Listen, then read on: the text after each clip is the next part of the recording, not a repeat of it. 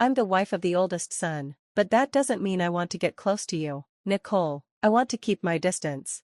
These were the words of my brother's wife when they had just gotten married. The three of us, my mother, my sister-in-law, and I, were having tea together. While I understand the importance of maintaining distance, I was shocked by her boldness in saying that to us so directly. The reason we were having tea was that my mother wanted to get along better with Amanda, but it seemed like Amanda didn't realize this, and I felt disappointed by her reaction. When we got home, I reflected on what happened. My mother smiled, but it was a lonely smile. She said Amanda was probably still feeling tense. My name is Nicole. I'm 33 years old and work in an office. I've been living with my mother in our family home since my father passed away from illness 10 years ago. Both of my brothers have their own families, but I have no plans to marry yet. It's not that I don't want to, but I enjoy my job and am happy with my current life.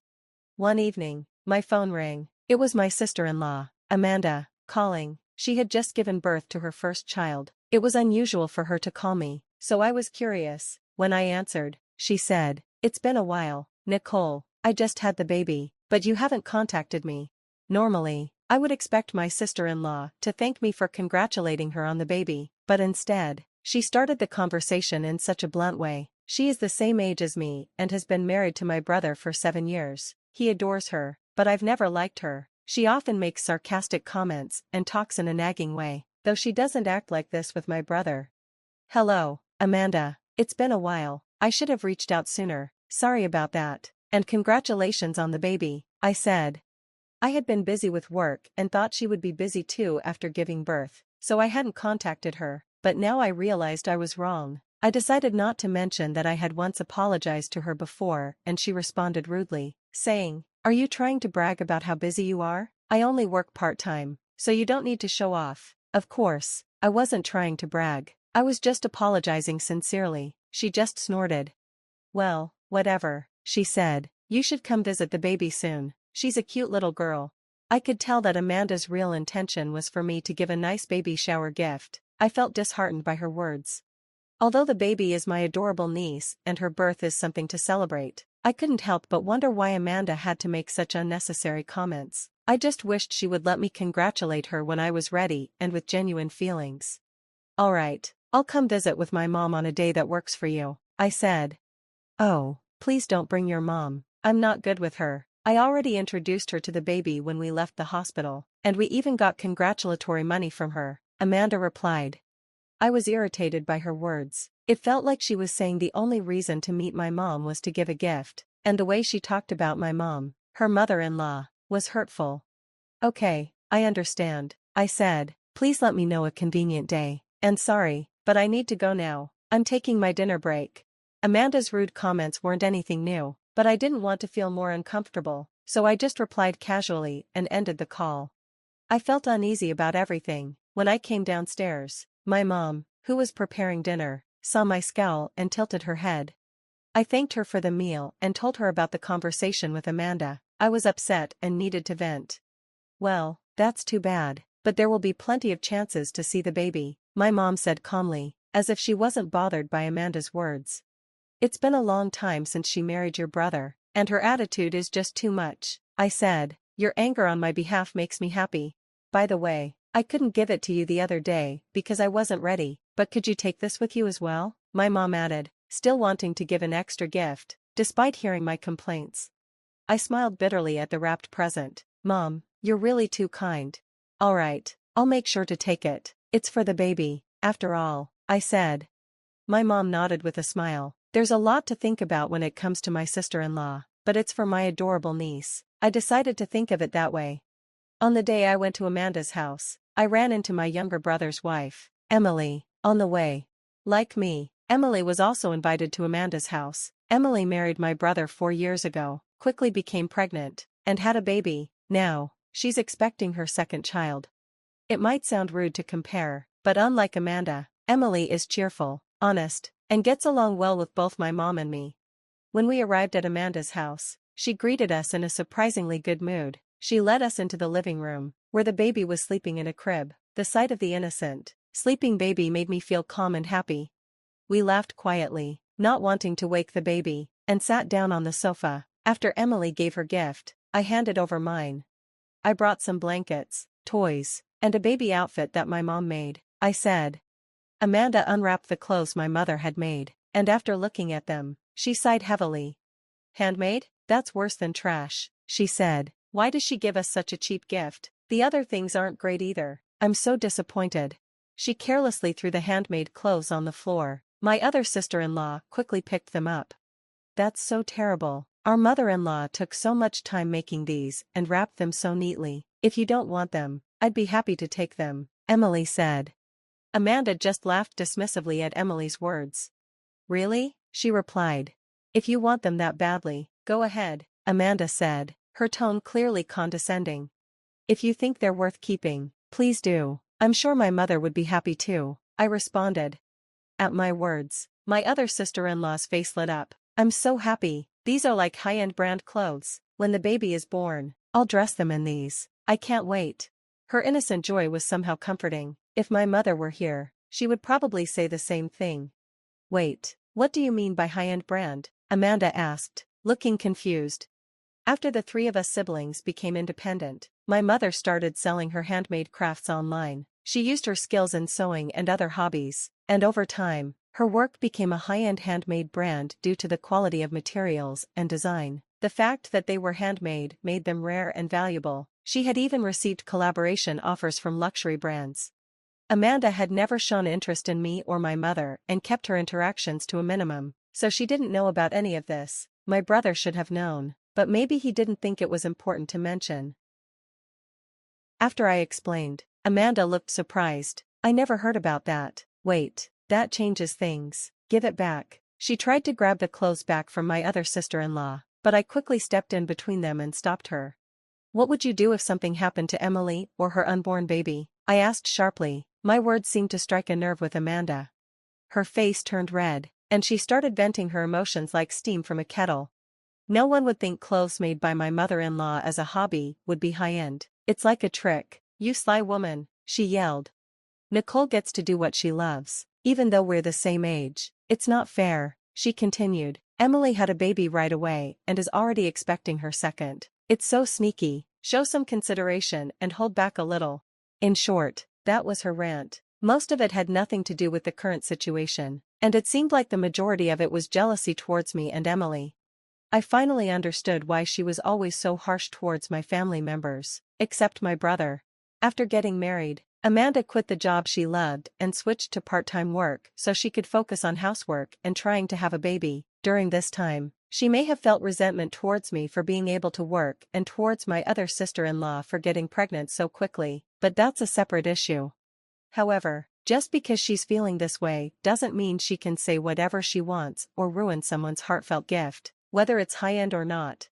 Amanda's emotions exploded, and she started crying loudly, which made the baby cry as well. Emily, who was worried about the baby, tried to approach, but Amanda yelled at her, telling her to stay away from her child.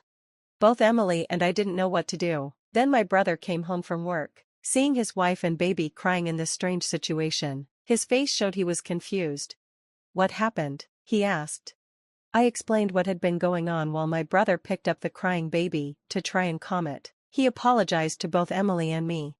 I'm sorry, Amanda might be a bit neurotic because it's her first time parenting. Emily, I'm sorry to trouble you when you're pregnant. Are you feeling okay? His concern for Emily seemed to upset Amanda even more. She yelled at him, "Don't flirt with someone else's husband while you're pregnant." My brother scolded her, saying, "Stop it," but Amanda just whimpered and started crying again.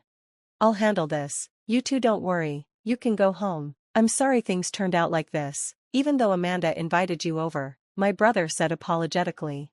As we left their house, I felt bad for Amanda. Outside, the sun was starting to set, and it was getting dark. I wondered if Amanda would be okay. I understood how she felt since I had been tense during my first pregnancy, and it was mentally tough. Despite being verbally abused, I still worried about Amanda. My mom and Emily are such kind-hearted people, and at least it didn't seem like Emily was hurt by Amanda's harsh words, which made me feel a bit relieved. Don't worry, my brother's there, so everything will be fine, I said, trying to cheer Emily up. A smile finally returned to her face. A few hours later, after dinner, I went back to my room and checked my phone. I saw multiple missed calls from Amanda. Yikes, I thought. I had a bad feeling about it. Hesitating for a moment, my phone vibrated again, and her name appeared on the screen. I wanted to turn off my phone, but knowing I had to deal with it, I answered the call. "Why didn't you answer sooner?" Amanda said, sounding clearly irritated. "I was having dinner," I replied. "What is my brother doing?" she asked. "He's in the bath now." I could tell she expected my brother to stop me from answering her calls. I could understand why she'd think that. My brother takes long baths, so Amanda probably wanted to complain about something while he wasn't around. Even though I had an idea of what was going on, I asked her, "So, what can I do for you?" "Send another set of baby clothes," she said. I couldn't help but blurt out, "What? Are homemade clothes worse than trash?" "Stop nagging," she replied. "It's a high-end brand, right? I want to brag about it on SMS. Ask your mother to make another one." I sighed, tired of her ridiculous request. It was even more absurd than usual. I wasn't expecting her to apologize, but this was too much. As I struggled to find the right words, she became even more aggressive. "What's with the sigh? Emily says she's already gotten hers, and everyone else has theirs too." From her words, I could tell she had called my other sister-in-law before me. She probably claimed the clothes as her own and tried to take them, not realizing how ridiculous she sounded. I couldn't help but burst out laughing. Laughter, shame on you, Amanda, throwing my mother's heartfelt gift on the floor, calling it worse than trash, and then changing your attitude when you find out it's a high-end brand. Aren't you embarrassed as an adult? If you really want it, apologize to my mother and ask her yourself. I had never been harsh with Amanda before. I always tried to be considerate of my mother and brother, but I had reached my limit. My mother knew the whole story about giving the baby clothes to Emily, and I didn't like that Amanda thought she could just ask for them. She should bow her head and ask for it herself once in a while. "So, you're saying all those mean things because it's about my child?" she asked, her voice shaking. "It has nothing to do with that," I replied, but she fell silent, and I could hear her sobbing on the other end of the line. She seemed to be very sensitive when it came to being criticized. "Everyone is so cold. I finally gave birth to a baby, and nobody's pampering me. I'm blocked by Emily, ridiculed by you, and my husband won't even take my side. In the end, only David is on my side." Her mentioning an unfamiliar name made me question what I had just heard. I was shocked to hear that even gentle Emily had blocked her, but she must have said something terrible to her on the phone. "Wait, who's David?" I asked. At my question, she gasped, realizing she had let something slip. She seemed to panic. As I waited for her to speak, I heard my brother's voice asking, "What's going on?" He must have just gotten out of the bath. Amanda was startled and stammered, "No, no, no, that's not David. He's just an online friend. You're misunderstanding things."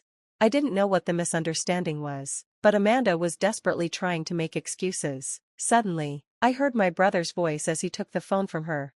"You're talking to Nicole." "Sorry, Nicole, but I need to talk to her for a moment." His voice was lower and angrier than usual. I agreed and hung up. It seemed like things were about to get worse.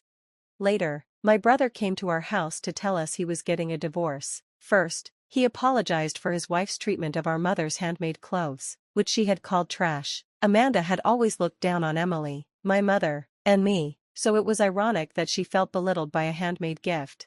After the phone call, my brother confronted Amanda about the mysterious David. Since my brother had been busy with work, she had met David online and eventually cheated with him in person. Amanda confessed everything. She tried to justify it as a mistake due to loneliness, but that excuse didn't hold up. I knew my brother had been trying to balance work and family life, and it broke my heart to think about his feelings. Even my usually calm mother showed anger toward Amanda. They decided to do a DNA test on the baby, just in case.